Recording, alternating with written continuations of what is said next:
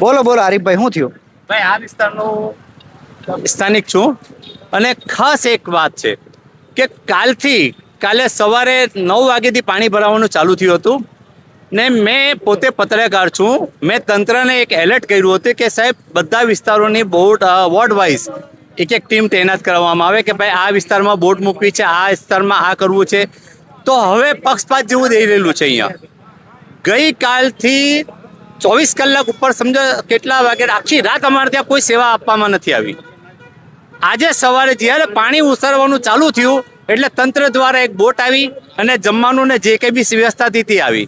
તો કાલથી હમણાં સુધી આ વિસ્તાર અમારો એટલો મોટો છે, મુસ્લિમ સમાજનો ઘણો મોટો વિસ્તાર છે, તો અહીંયા કેમ કોઈ આવ્યું નહીં? અહીંયા કેમ જોવા નહીં આવ્યું કોઈ? આસિફભાઈ, હા આસિફભાઈ, આસિફભાઈ અહીંયા આવો.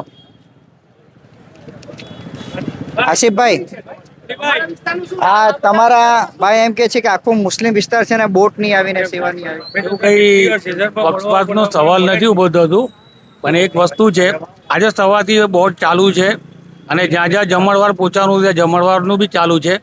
અત્યારે પોતે પ્રાંત સાહેબ એનડીએફની ટીમ લઈને એ બી આવી રહ્યા છે. મારો વિસ્તાર મોટો છે, મિથિલા નગરી, વિરાવળ બધું મોટું છે, પણ એક વસ્તુ મોટા વિસ્તારની અંદર થોડું લેટ થતું હોય તો તેમાં એ થતું હોય, લોકોનો ગુસ્સો હોય, જાય છે, કહેતા હોય, એમાં કંઈ ખોટું બી નથી હોય. પણ હવે એટલી બધી બાજુ પહોંચવું એ થોડું ધીરેનું ટાઈમ છે એટલે થોડો સમય લાગે. શું વિનંતી કરશો સર? આ વિસ્તાર એટલો મોટો છે, અહીંયા 30% જેટલા મુસ્લિમ વસ્તીને મોટી વસ્તી છે. સાથે એવું નથી કે આ ખાલી મુસ્લિમ વસ્તી છે, વીરાવળ આખું ગામ છે, મિથિલા નગરી આખું ગામ છે, કાશીવાડી છે, રંગૂનનગર છે. આટલો મોટો વિસ્તારમાં જો તંત્ર અમને એમ કહે કે અમે અહીંયા બોટ મૂકી છે, ક્યાં ગયા બધા? આટલી બધી બોટ હતી, આટલી એનડીએફની ટીમ આવી, ક્યાં ગઈ બધી? હું માનનીય કમિશનર સાહેબને બી વિનંતી કરી છે, માનનીય મેયર સાહેબને બી વિનંતી કરી છે. મેં મારા ગ્રુપની અંદર લખીને કહ્યું છે કે તમે આ રીતે ન કરો. આ બાજુ બી વિસ્તારમાં લોકો રહે છે ને હવે તમે હમણાં બધી સુવિધા મોકલાવો છો. કાલથી ક્યાં ગયા હતા આખી રાત? કેમ અમને એક બી ટીમ અહીંયા પ્રોવાઈડ નહીં કરી? કોઈ જોવા ફરક આવ્યું નથી અહીંયા? આજે સવારે બધાના ફોન ચાલુ થયા તો આ બધા વિસ્તારોની અંદર માત્ર રાત્રે કેટલી ઇમરજન્સી હતી ખબર છે? મને 2-4 ફોન આવ્યા છે મેડિકલ ઇમરજન્સી માટે કે એક મધર બિચારી પડી ગઈ ને એના હાથમાં ફ્રેક્ચર થયું. મેં ઘણી કોશિશ કરી, 112 પર કોલ કર્યા છે. એ લોકોએ કીધું 12 મિનિટ સુધી મેં કાન પર ફોન રાખી મૂક્યો છે, કોઈ મેડિકલ ઇમરજન્સી આવી નથી. શું આ વિસ્તારમાં એક બી માણસ એવો બીમાર નહીં હતો? હતા, ઘણા બધા હતા, પણ અહીંયાની તંત્રએ આ બાબતે કોઈ નોંધ લીધી નથી. લેવી જોઈતી હતી. કેમ અમારા પછાત વિસ્તાર છે? અમે શું નવસારીનો વેગર નથી ભરતા? અમે નથી અહીંયા તણાયા છે? આ ખોટી વાત છે, આ ચાલશે નહીં. હું તંત્રને ખાસ વિનંતી કરીશ ને હું જેટલા બી આ જોવાવાળા છે એનો વિનંતી કરીશ કે આ બાબતે ખાસ ધ્યાન આપે અને એનો બહિષ્કાર કરે. ને હું આજે કહું છું કે હું તંત્રના ભરોસે નહીં રહીશ. હું આવનાર સમયમાં મારી પોતાની બોટ મૂકીશ. તો લોકોનો ગુસ્સો પણ છે, નાગરિકોનો ગુસ્સો છે. કાકા, તમે ક્યાં રહ્યો? આગળ મસ્જિદ પાસે તમે ક્યાં રહ્યો?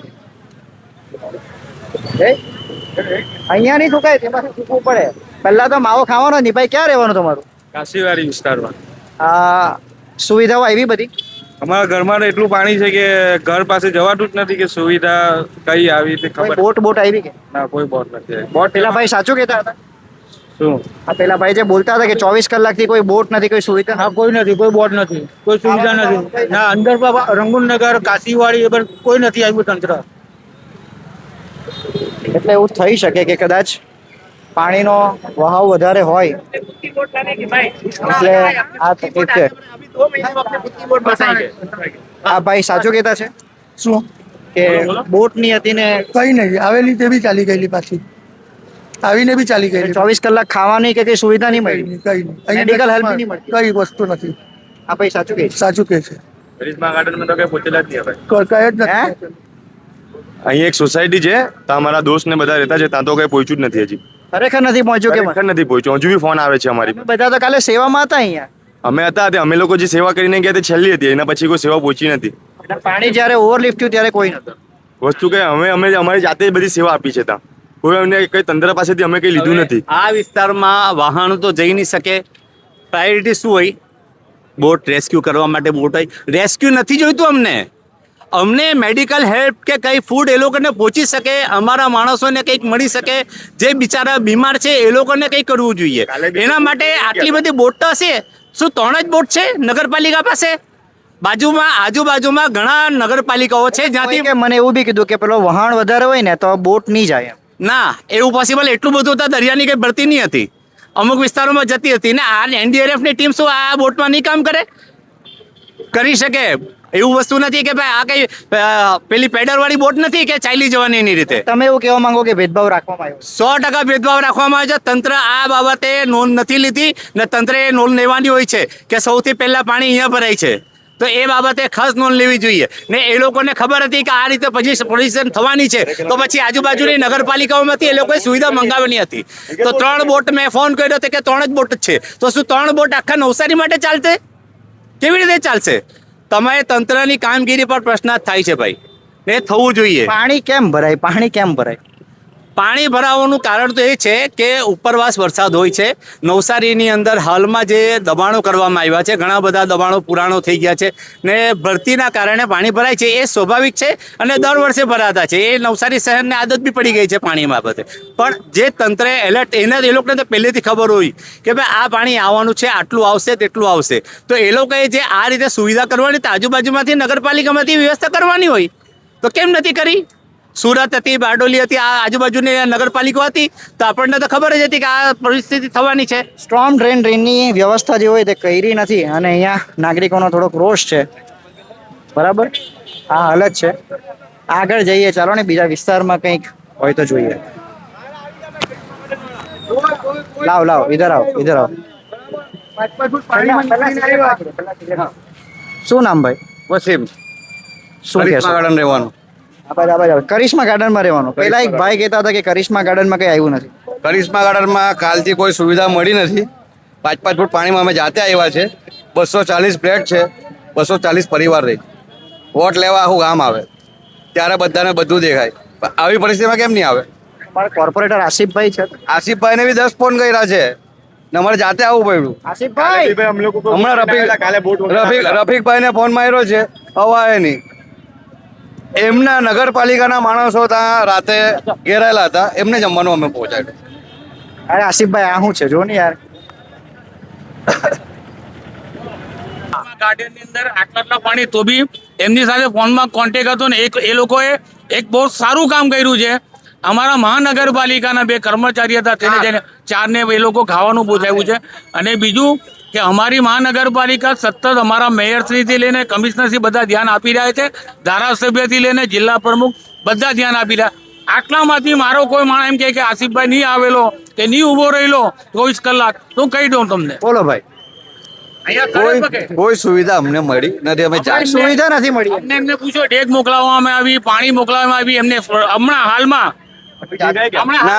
અમે જાતે આટલા પાણી વસીમભાઈ સાથે હમણાં હાલમાં મોકલાવી. કે છે મોકલી હતી. મારા થકી મોકલાવી નથી, મેં જાતે આવ્યો છું. વસીમભાઈ ને ગાડી વસીમભાઈ કોણ? વસીમભાઈ મેં. પેલા બીજા ભાઈ ચશ્માવાળા આપણા વસીમભાઈ દાસ. મુસ્તાકભાઈ ને. હા ભાઈ મુસ્તાકભાઈ ને કન્ફર્મ કરો. મુસ્તાકભાઈ ને જો એ આટલી બધી શ્યોરિટી થી કઈ છે. Already dead. જમવાનું મારો એક વિસ્તાર ખાલી મિત્તિના નગરી, તેમાં બી આટલા પાણીની અંદર અમારા મેયરશ્રી ને કમિશનરશ્રી ને બધા લાગેલા છે. એગમાં શું મુકેલું? હે? એગમાં શું? ડેકમાં બિરયાની ટાઈપની ખીચડી હતી, ફર્સ્ટ ક્લાસ, જબરજસ્ત. હા, પૂછી લો તમે. મેં કીધું હતું ને. ક્યારે કીધું? એકને સાથે. અત્યારે 2 ને 13 થી એકવાર કન્ફર્મ કરી લો. એમણે કીધું અમે નીકળ્યા કે 2 કલાક થશે.